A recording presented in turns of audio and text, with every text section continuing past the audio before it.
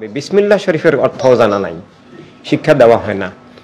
কিভাবে বিসমিল্লাহ মানে কি? বিসমিল্লাহ মানে আল্লাহর নামে। তো আল্লাহর নামে কি? আল্লাহর নামে গরু, ছাগল? হ্যাঁ, গরু ছাগল সবকিছু আল্লাহর নামে জবাই হবে, আল্লাহর নামে উৎসর্গিত হবে। কিন্তু শুধু আমি হব না, আমি আল্লাহর নামে নই, কিন্তু গরু ছাগল আল্লাহর নামে হবে।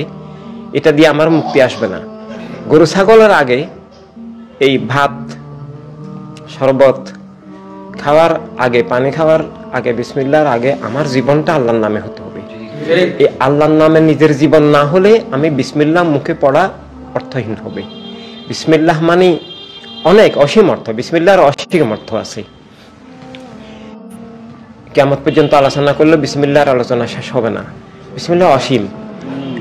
একটা হাদিস শরীফে বলা হচ্ছে যে সমস্ত ওহীতে, সমস্ত কিতাবের মধ্যে যেগুলো আল্লাহ তাআলার পক্ষ থেকে আসছে, তাওরাত, জবুর, ইনজিল এবং আরো সকল নবীর কাছে যে সমস্ত ওহী সহিফা আসছে, সব কিছু একত্র করলে যা হবে তার নাম কুরআনুল কারীম। কোরআন পাকের মধ্যে সমস্ত ওহীর সারমর্ম আছে। আর কুরআনুল কারীমের যা কিছু আছে তার সব কিছু আছে সূরা ফাতিহা শরীফের মধ্যে। আর সূরা ফাতিহা শরীফের যা কিছু আছে তার সবকিছু আছে বিসমিল্লাহির রহমানির রহিমের মধ্যে। আর এই বিসমিল্লাহির রহমানির রহিমে যা কিছু আছে তার সবকিছু নিহিত আছে বের মধ্যে। বে বে মানে কি জানেন? বে মানে মিলিত হয়ে যাওয়া, যুক্ত হয়ে যাওয়া, একাকার হয়ে যাওয়া। এই বের উদ্দেশ্য কি?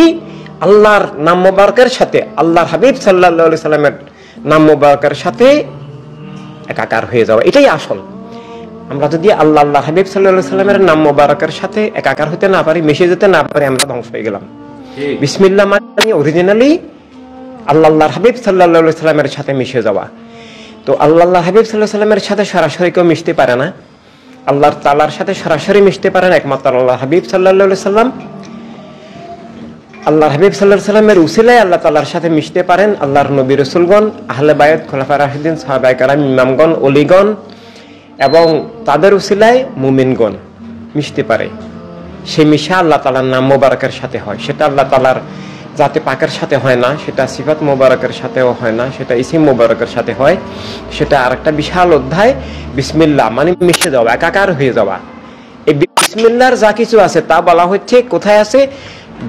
এই বের মধ্যে যা আছে, বার সবকিছু আছে বার একটা নোক্তার মধ্যে। নোক্তা, এই বিন্দুটা, এই অখণ্ডতা, এই অখণ্ড নোক্তা তাওহীদ, ইলাহিয়াত, যে আল্লাহ এক, এক এক অসীম, যে এই নোক্তাকে ভাঙলেও একটা নোক্তা হয়ে যাবে, বিন্দুটাকে ভাঙলেও আর একটা বিন্দু হয়ে যাবে। সেটা মানে তাওহীদের প্রকাশ, যে আল্লাহ ছাড়া কোনো সত্তা, কোনো সত্য, কোনো অস্তিত্ব নাই।